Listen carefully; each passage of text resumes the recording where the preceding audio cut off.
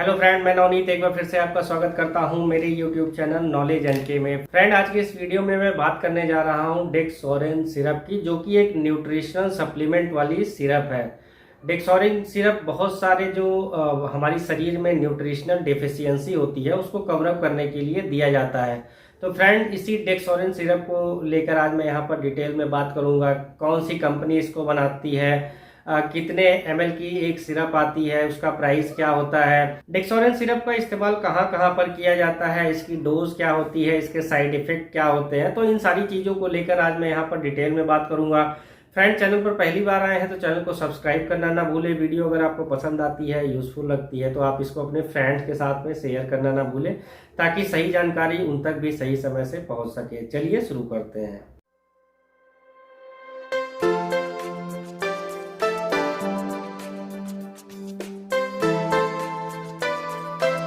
Dexorange syrup को बहुत सारे लोग खून बढ़ाने वाली या भूख बढ़ाने वाली या वजन बढ़ाने वाली सिरप के नाम से भी जानते हैं। और ये सिरप जो है आपको इंडिया के हर एक छोटे से छोटे जगह, गांव, शहर, हर जगह मिल जाएगा। डेक्सोरेन जो सिरप होती है उसको फ्रैंको इंडियन नाम की एक कंपनी है, इसको बनाती है, और ये 200 ml के पैक में आता है। अगर दाम की बात कर ले तो जो डेक्सोरेन सिरप 200 ml की आती है वो लगभग आपको मार्केट में 159 रुपए से लेके 170 रुपए के आसपास मिल जाएगी। डेक्सोरेन सिरप के अगर इंग्रेडिएंट की बात कर ले तो इसमें 4 इंग्रेडिएंट पाए जाते हैं। इसमें जो पहला इंग्रेडिएंट पाया जाता है वो फेरिक अमोनियम साइट्रेट होता है, जिसको आप आयरन भी कह सकते हैं। इसके अलावा इसमें फॉलिक एसिड पाया जाता है, और तीसरा जो इसमें इंग्रेडिएंट है वो साइनिक कोबालामीन होता है, जिसको कि विटामिन B12 भी कहते हैं।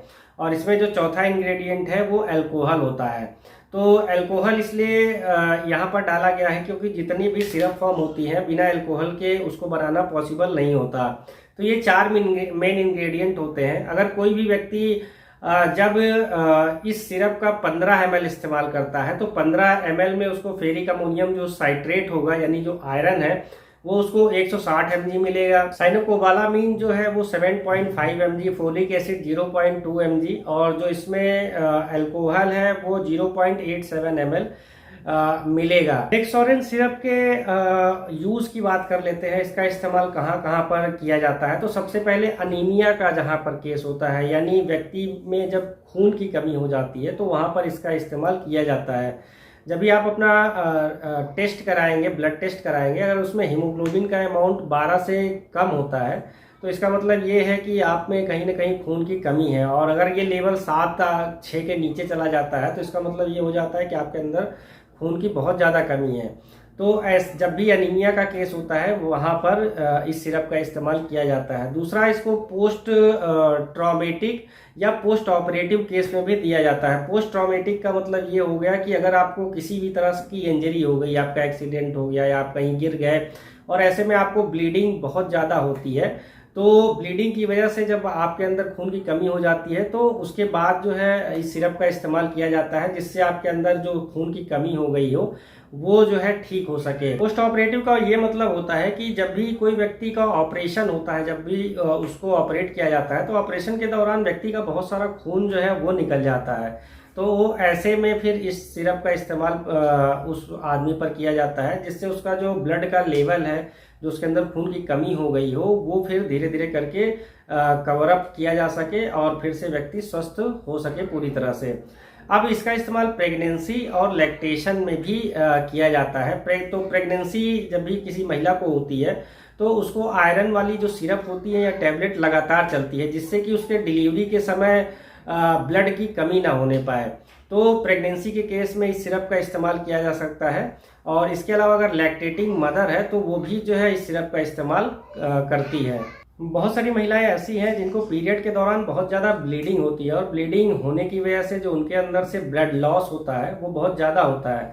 तो ब्लड लॉस जो होता है उसको कवर अप करने के लिए इस सिरप का इस्तेमाल किया जाता है, जिससे उनके अंदर जो ब्लड का लेवल है वो ठीक बना रहे। और बहुत सारे लोगों को शारीरिक कमजोरी होती है, उनको बड़ी जल्दी जल्दी थकान हो जाती है, कुछ भी करते हैं तो उनकी सांसें फूलने लगती है।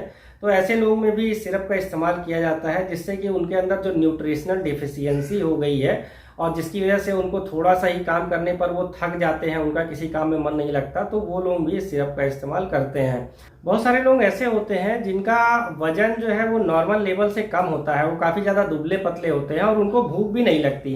तो ऐसे लोग जब इस सिरप का इस्तेमाल करते हैं तो धीरे धीरे करके उनका वजन जो है वो बढ़ने लगता है और इसके अलावा उनको भूख लगना स्टार्ट हो जाता है, जिससे कि वो चीज़ों को खाना पीना शुरू कर देते हैं और फिर उनका जो वजन है वो बढ़ता है। और ये वजन ऐसा नहीं है कि दवा बंद करते ही उनका वजन फिर से जो है कम हो जाता है, ये एक परमानेंट सॉल्यूशन होता है। बहुत सारे लोग ऐसे होते हैं जिनकी हाथ की हथेलियों या पैर के जो नीचे का हिस्सा होता है, उनका जो तलवा होता है, उसमें जलन होती रहती है, उनको गरम गरम सा फील होता है। तो इसका मतलब ये है कि उस व्यक्ति के अंदर जो है विटामिन B12 की डेफिशिएंसी हो गई है, कमी हो गई है। तो ऐसे लोग भी जब इस सिरप का इस्तेमाल करते हैं तो क्योंकि इसमें विटामिन B12 होता है, इसके साथ में आयरन भी होता है और इसके अलावा फॉलिक एसिड होता है, तो इस तरह की जो परेशानी होती है पैर के तलवों में जलन या हाथ की हथेली में जलन, ये धीरे धीरे करके खत्म हो जाती है। बहुत सारे लोग ऐसे होते हैं जिनको पाइल्स की प्रॉब्लम होती है, यानी उनको खूनी बवासीर वाली प्रॉब्लम होती है। और जब भी इन लोगों को खूनी बवासीर वाली प्रॉब्लम होती है तो बवासीर के माध्यम से उनके अंदर जो ब्लड लॉस होता है वो बहुत ज़्यादा होता है। तो ऐसे लोग भी सिरप का इस्तेमाल जो है खून की कमी को दूर करने के लिए करते हैं। इसके अलावा कुछ लोगों को पेप्टिक अल्सर वाली प्रॉब्लम होती है और पेप्टिक अल्सर की प्रॉब्लम की वजह से उनके अंदर खून की कमी हो जाती है और उसके अलावा उनको थकान कमजोरी वाली भी समस्या रहती है। तो ये लोग भी जो है इस सिरप का इस्तेमाल रेगुलर बेसिस पर कर सकते हैं। अब बात कर लेते हैं इसकी डोज और ड्यूरेशन क्या होती है, यानी इसकी कितनी मात्रा जो है वो दी जा सकती है और कितने दिनों तक दी जा सकती है। तो अगर एडल्ट की बात कर ले तो एडल्ट में जो इसकी डोज होती है, जो नौजवान लोग होते हैं उनमें पर डे 15 ml रिकमेंडेड होता है, यानी कि एक दिन में वो 15 ml लेंगे तो उनके लिए सफिशियंट होता है। अगर बहुत ज़्यादा खून की कमी है तो फिर डॉक्टर जो है उन लोगों को 15 ml दिन में 2 बार भी रिकमेंड कर सकता है। अब बात कर ले कि बच्चों की, तो जो 6 साल से कम के उम्र के बच्चे होते हैं उनमें ये सिरप रिकमेंडेड नहीं होती। उसके लिए अलग से डेक्सोरिन जूनियर नाम से सिरप आती है जो कि बच्चों के लिए बनी होती है। उसमें ये जो इंग्रेडिएंट होते हैं इनकी क्वांटिटी कम होती है।